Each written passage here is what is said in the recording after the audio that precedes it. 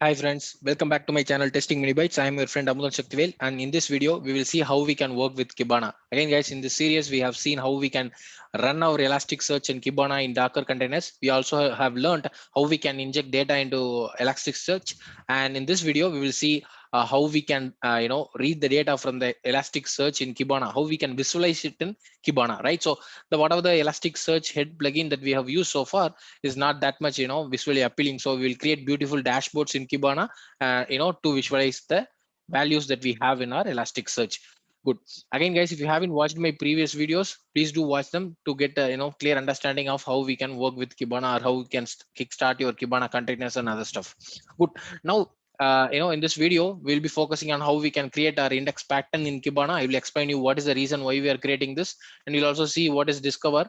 And this is the place where we are gonna view the logs in customized format. And we'll also have a new tab called visualize, where we will create different visualization like your pie charts, your bar diagrams, whatever the thing that you want to create, you can do all these creations here.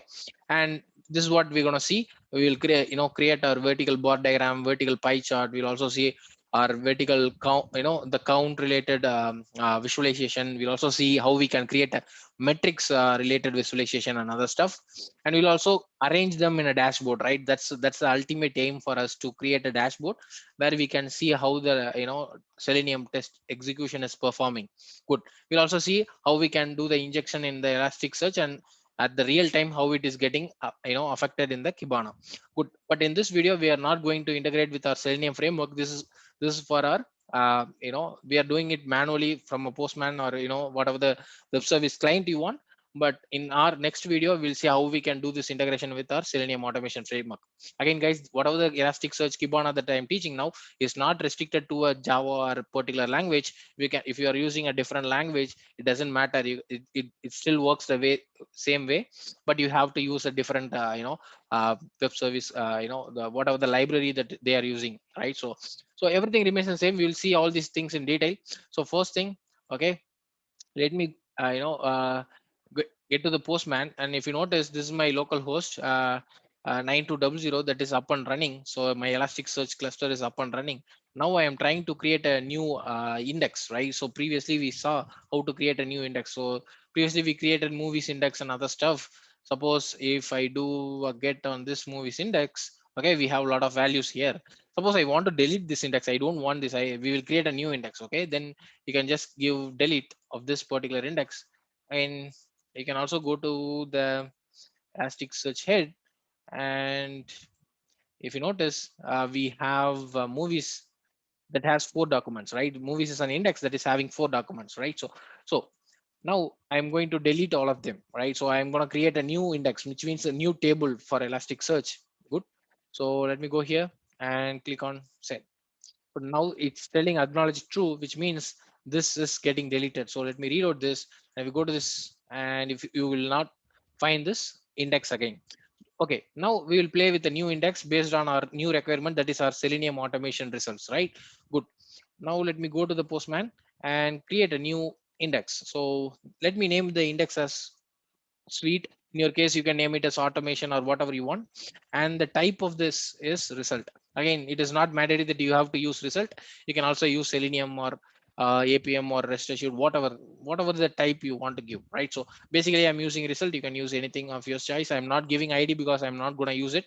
Again guys, whatever the things that I'm speaking here it will make sense, will make more sense if you have watched my previous videos. Please do watch them before continuing further. Good. So so now I'm going to create a new index, new with a new type, and I need to inject the document, right? So for demonstration purpose, I have took this as a particular document. So the test name is test case one, and the status is pass.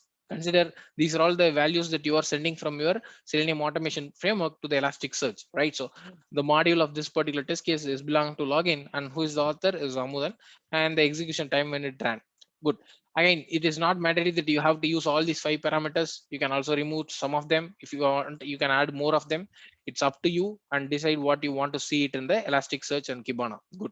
So in my case, I have restricted myself to this 5, and in your case it may be more or less. Good. Again, guys, we find the video a little slow. Please change the playback settings to 1.5 or 2, and we are gonna get started with Kibana. So now I'm gonna inject this particular document. So for that, I'm gonna do a post, good, and then click on send. Now, in our previous cases, we have used this particular thing to view how many documents we have, how to query, everything we have done. So this suite is having one document. Now let's go to the Kibana. My Kibana is running on 5601.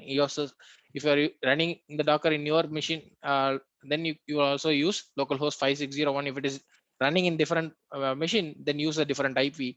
And now this is your home screen. You have a lot of options here, but for now we are going to see what is discover, right? So click on this hamburger menu in the left, and you see a discover, right? So click on this.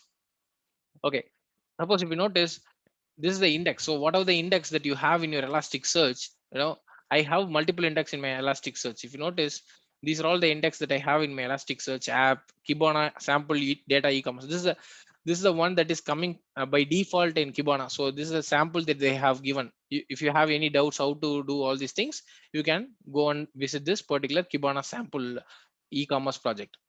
This is the project that I have developed previously, but this is the project that I have developed now. If you notice in my Kibana, I could only see these two things, the app and the Kibana, and the suite is normally will not be displayed. In my case, I have deleted the suite and then created it again.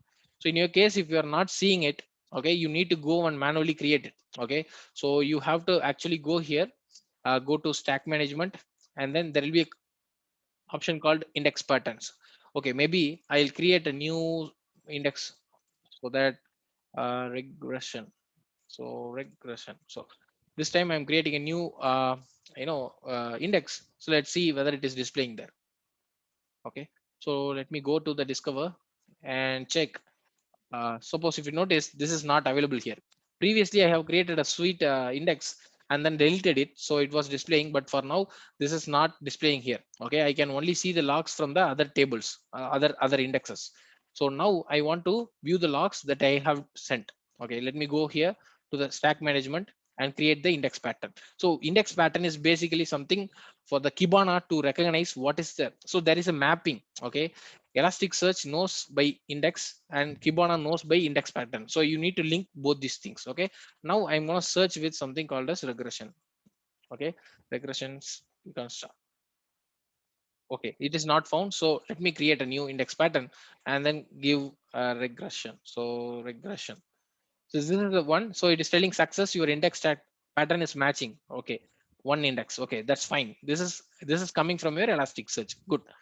So now it is telling, okay, we have created this index pattern, you have defined your regression, and there needs to be something called as time. Okay, so that it can produce charts based on your times, right? So basically, so for me, I know I have sent one document that is having a time, execution time. Suppose if you're having multiple time based fields, it will be displayed here. Okay, it will be displayed, and you can decide on which basis your charts needs to be displayed. In my case, there is only one, so I am choosing this. If there is no thing, then you can also use, I don't want to use time filter, right? So in my case, there is execution time I want to use. Okay, so create index pattern. Once you do this, it will be created for you, and whatever the things that you have injected into Elasticsearch, you can see it in Kibana. Good. Now it is telling these are all the 14 fields that I can recognize. Okay, I have entered only 5 fields. How this become 14, right? So that's your question. So these are all the basic things. So the ID. So I say already told the ID will be auto generated if you're not giving an ID for your document. So it will be auto generated. The index, type, version, all these things are displayed here. Good, right? And if you notice, these are all type of string, number, and this is of type string, this is of type date, so that it also displaying a time symbol here. If you notice, this is very important, the searchable and aggregatable. So you can only do suppose consider you have an author field that is not aggregatable, so you cannot do aggregation operations or a diagram that is based on aggregations using this field. Okay, that's why they have default created author dot keyword, which you can use for searching and as well as aggregation. Good. So based on that, you'll get multiple things, so you can see all these things, right? So basically this is just giving you an option to see whether everything is working fine. Now there is another column called scripted fields. This will be really useful if you want to create a new field which is actually not available in this document. Okay, suppose consider if there is a status of pass and the status has failed and the module is login, then I have to create a new field called something. Okay, so consider you have a student database. What do you do? If the student is getting 80 to 100, I want to rate him A grade. Okay, if he's getting 60 to 80, I want to rate him B grade. But these A, B and grade are not coming from your document. You are scripting it based on your requirements. Okay, so that's why, okay, it is called a scripted fields, but I'm not going to use it. You can go and or manually search in Google how we can use scripted fields in Kibana if you want to explore more on that. Suppose there is something called a source filters. If you want to remove, even though the logs are coming like 100 logs or 200 logs in a real-time scenario, the support team might get logs with a lot of fields. If they don't want to load all these things into Kibana, they can exclude them here itself. The first level of filtering can happen here. I mean, guys, these are all things that are added knowledge for you guys. If you don't want this, please ignore. And I'm trying to give as much as knowledge possible, whatever I have, right? So good. Now I have created the index pattern. Now it should be displayed in your discover thing. Okay, now if I click this, now it is showing me the regression index here. Okay, now I can operate on this particular thing. So if I choose this, I have a filter here, time based filter for the last 1 year. If you notice, for the last 1 year I have got only one hit. Okay, more, let's send more requests now. Okay, so test case 2 is failed, and the guy responsible for this is Sachin. Okay, and this is not belonging to login module, it is belonging to payment module, something like this. And let me hit on send. Good. Now the second document is injected. Just click on refresh. Okay. Now you can see the logs here. You can see the count is getting increased. 2 hits is here. Count is getting increased. And if you change the time, it will be changed. So let's say this case 3 got skipped. Okay, and the module is add to cart, something like this. Okay, and the guy who developed this maybe Hardik, and let me say the time was 4. Okay, something like this, and then click on send. So guys, there is a small time difference between my local to the Kibana. If you want to change that, you can do that. Okay, whatever the time that I am sending there will not be exactly here. There is a 6 hours time difference. You know so if you want to do the changing, you go to this particular stack management and advanced settings. You can change it. Okay, go to this advanced settings and click on search for the time zone, and then you can select your time zone. Okay, good. Now there is some problem, that is there is a time difference that's happening. Okay, that's okay, just ignore it for now, and just click on refresh. 3 hits us now here. Now these are all the logs, right? So real time will have 100 logs or 1000 logs. Okay, 1000 components in a log. So if you want to see it in a form of table, if you want to see it in a form of JSON, you can do all these things. And if you want to just to see only relevant details, suppose I want to only see who is the author, and who is the author, and I want to see the status, and I want to see the test name. So I want to only filter out these 3 things. Okay, then you can do all this filtering. Now the test looks little good. Again, if you want to do some filtering, okay, I want to only filter. Okay, I don't want to do this. Okay, I want to only search for an author, who's equals. Okay, Amudan. Okay, okay, based on this you can do some searching. So it will now filter me only the logs that is having author Amudan. You can do filters here, guys. So if you notice, this KQL is Kibana query language. So basically you can do a query like this. It's very very simple. You can do other queries as well. So suppose I want to search based on status, whatever the keyword that is equals or fails. So it's directly telling me I want to only search for the things that is only failed. Okay, you can do a refresh. It's getting updated. So you can, if there are 1000 logs, you can do filtering, you can do arrangements. Okay, if there are multiple things that is displayed, you can sort them. Okay, you can do lot of operation with this. Please go and explore all these things, guys. So this is for a basic understanding. Good.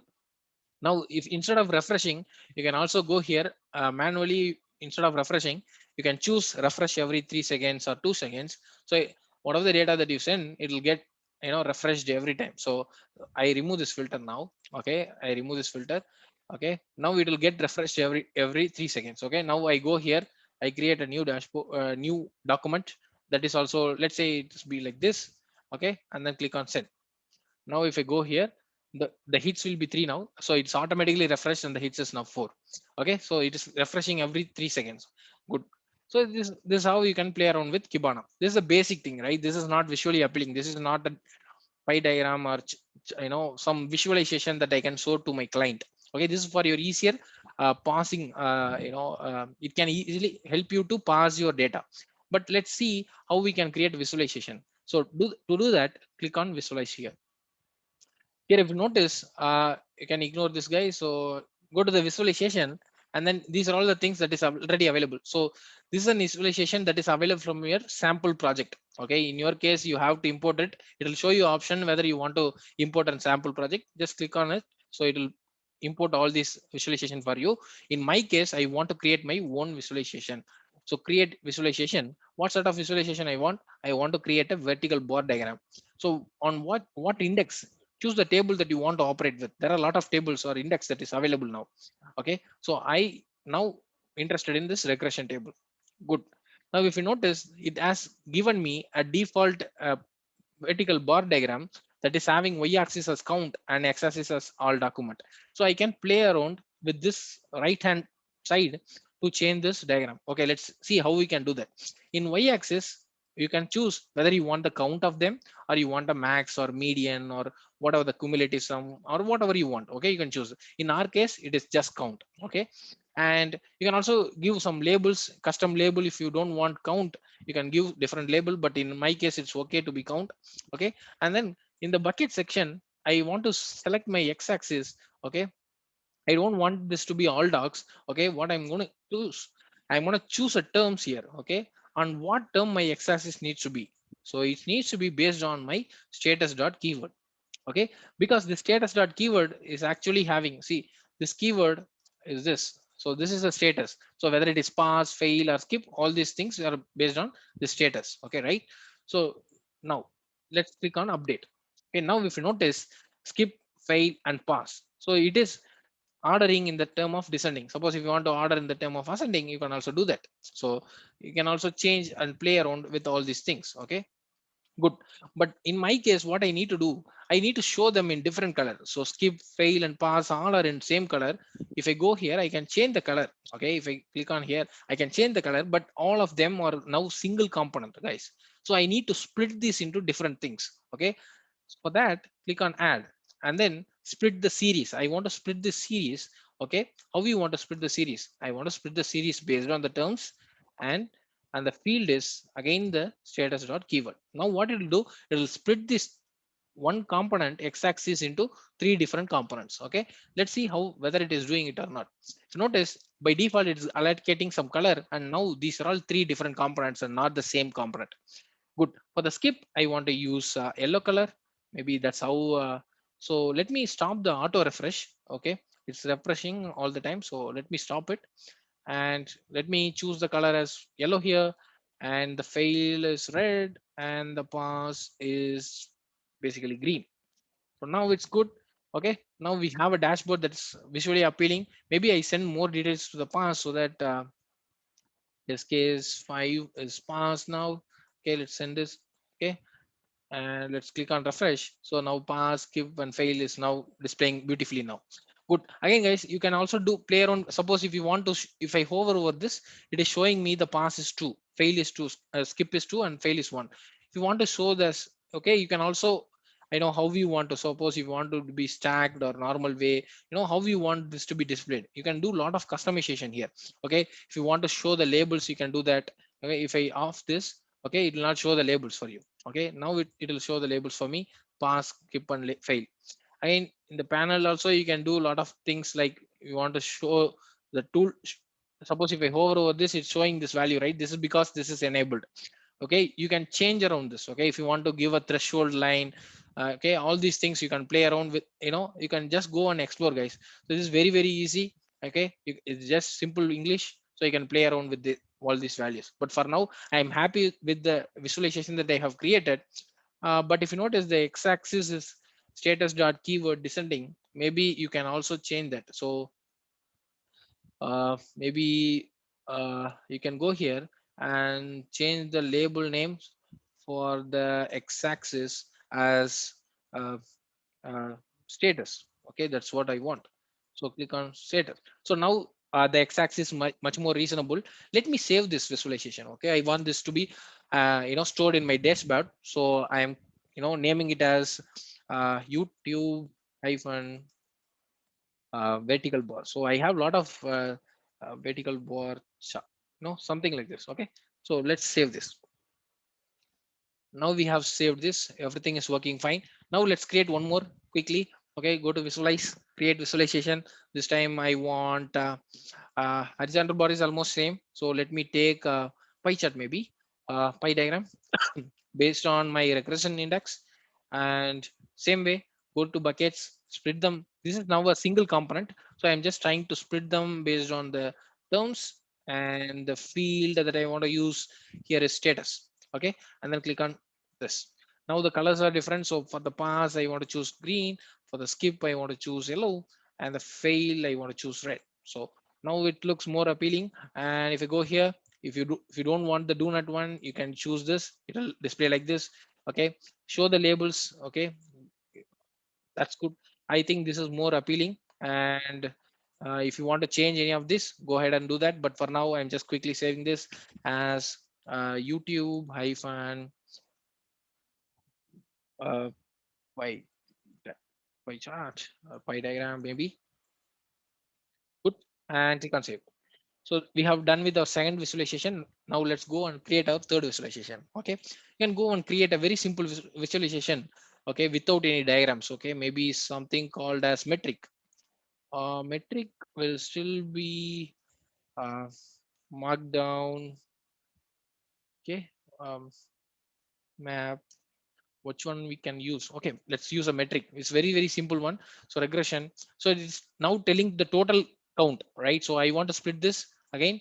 Okay, based on the terms. Whatever the field that I want to use, status dot keyword. Click on update. It'll split them into different things, right? So this is very easy, right? Again, you want to use a percentage mode. If you want to select some range, you can do all these things. What is the font size that you are looking for? Okay, everything you can select here. Okay, good. Now this is done. I will still save this as YouTube hyphen count. So okay, it's just simple count. This is more readable, right? So sometimes these diagrams are not needed, just this is enough. Good. Now let's go and create our another one, like say you can use markdown to, if you want to give a title or something. You can also use a metric that we have already used, maybe gauge. Okay, regression. And I want to split it again based on the group of terms. And the field is again status dot keyword. And I don't want this range at all, so maybe if I do this, pass, skip and fail is good. But I don't want this range at all, so maybe I can remove this, do this, and click on this 100. Good. Now pass is 2, skip is 2, fail is 1. So since the counts are very less, it is showing like this. Maybe if I increase this to, decrease this to 10, it is more readable now. Yeah. And I don't want this, maybe refresh this. Okay, basically this will, actually I don't need this at all. Maybe I'll choose all of these as green. Now it's good, right? So good. Based on this, you can create whatever the way you want. Okay, now let's me save this as YouTube hyphen this is metrics, right? So metrics. So basically we have created almost 4 diagrams, right? Four visualization. Let's create a dashboard and put everything together, right? So go to dashboard. Okay, create a dashboard. Okay, create new one. I don't want an old one. So this is okay, this is basically visualization. So what I can do, I can add an existing visualization that I have already created. So all of them are having a prefix as YouTube, so I can choose all these things. Okay, count, pie diagram, metrics. Good. Just close this, and if you notice, everything is now displayed. So let me zoom out this a little bit so you can see them. Okay, you can also play around with this. Okay, and basically you can first save this. Okay, Selenium real-time dashboard. Okay, good. Now everything is set, so you have a dashboard now ready. But if you want to customize, okay, maybe full screen, you want to just see this in the full screen, you can do that. or you can just click on minimize. You can also have a control over this. Maybe click on edit, and then you will get an option to edit them. So edit panel title, customize range. So you can do a lot of things, guys. So if you notice, just hover over here and then minimize this like however you want, right? So how you want to display it in the dashboard, right? So basically, I just want this like this, okay, something like this. It should automatically get updated. Let me delete from the dashboard and let me put it here like this. Like you can put it in the way like you want. You know, automatically get adjusted. I am not sure why it's not doing that. Okay. Uh, okay. Maybe the size is very less. Okay. Or you can what you can do. Okay, there is a filter here. Okay, let me remove that filter. Good. It should automatically adjust based on your the size you are giving to this particular visualization. So should be something like this. Okay, and let me drag this here and put it. Just do a alignment based on your needs. I also want to add one more visualization that we missed, that I deleted. What is that? Count. Good. Now let's close this and let minimize this and then drag it here. Good, guys. So this is now visually more appealing. Okay. uh, in my case, I don't like this. Maybe I will remove this. Okay, I am happy with these three things. Okay, let it these three things be there. Okay, you can create a dashboard for your company, guys, right? This. Okay, so each of your index for your different project. Good. Now this is very appealing. And then what you can also do, you can start your refreshing, and then you can start injecting more values to this. Okay, for 6, and then this is pass. I'm sending the value. It will get automatically updated. Okay, see chart is updated, count is updated, everything is getting updated. So this is really cool, right? So suppose for the again I'm updating the value, but this time I'm updating the file. Okay, we can't send. Good. Now the fail count should updated to 2. See, the bars are automatically adjusted based on the counts, right? So everything is ready, guys. So now in the next video, what we will do, we will see how we can send the values. Now we are using Postman to send these values, but in the next video, we will see how we can send this value, okay, as a form of post request to this particular endpoint with the help of Java code, right? So basically, you can use a Unirest, REST assured, or any other HTTP client libraries, to do this task. But for now, we have created a very good dashboard, and this is really good. Let's save this again as a Selenium real-time dashboard. Good, guys, I'll all see you in another great video. Again, guys, if you like my channel, please do subscribe. Okay, I'm trying my level best to share whatever the knowledge I have. The kind of motivation that you guys are leaving in the comments is really important for me, to push myself to create more videos like this. Thanks a lot again for your support and love. Thanks, guys. I'll see you all in another great video. Tada, bye bye.